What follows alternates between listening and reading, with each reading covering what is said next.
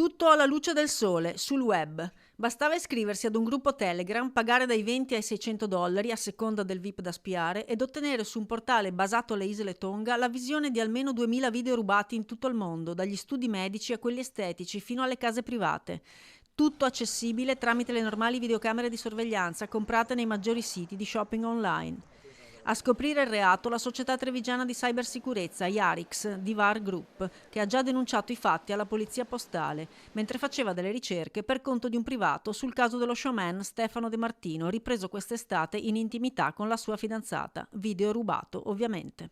Essenzialmente erano tutte quante immagini che potevano avere contenuti dall'intimo fino al pornografico.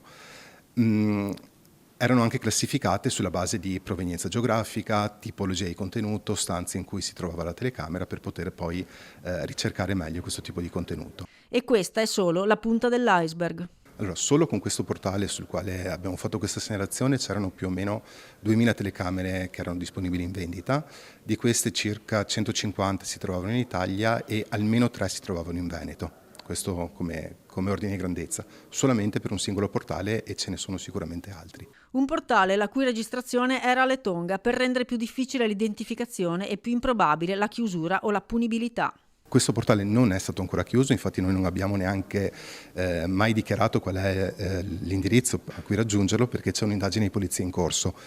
E queste indagini di polizia, come sappiamo, hanno il loro tempo che non è immediato, quindi non è che si fa la segnalazione e vengono chiusi. Ma le cose peggiori devono ancora arrivare. La prima è che con una normale ricerca sul web si trova anche questo portale. Assolutamente sì, tanto che anche la nostra identificazione è partita inizialmente da ricerche su motori di ricerca. La seconda è che acquistare delle videocamere per la propria casa non protegge da questo tipo di attacchi. Telecamere che acquistiamo a basso prezzo comunemente funzionano con un sistema cloud, quindi io quando installo l'app per controllare la telecamera in realtà non mi collego direttamente alla telecamera, mi collego a un sistema terzo sul quale la telecamera effettua il caricamento delle immagini in tempo reale che sta riprendendo. Il cloud quindi è facilmente violabile dagli esperti hacker, ma anche l'utente ha la sua parte di responsabilità. Quindi ad esempio durante la configurazione dell'app sul cellulare utilizzo di password banali, utilizzo di password default, non utilizzo di fattori di autenticazione aggiuntivi, tipo il secondo fattore di autenticazione è quello per cui ti arriva un SMS per confermare che sei tu effettivamente la persona che sta tentando il login. Quindi la consapevolezza degli utenti è una cosa su cui è essenziale puntare, insomma, per evitare questa tipologia di rischi.